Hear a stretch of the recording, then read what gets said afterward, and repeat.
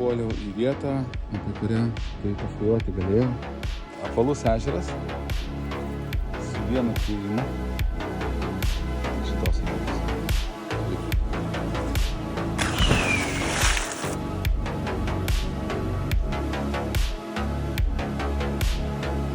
Vieta, kur atrodo toli nuo miesto.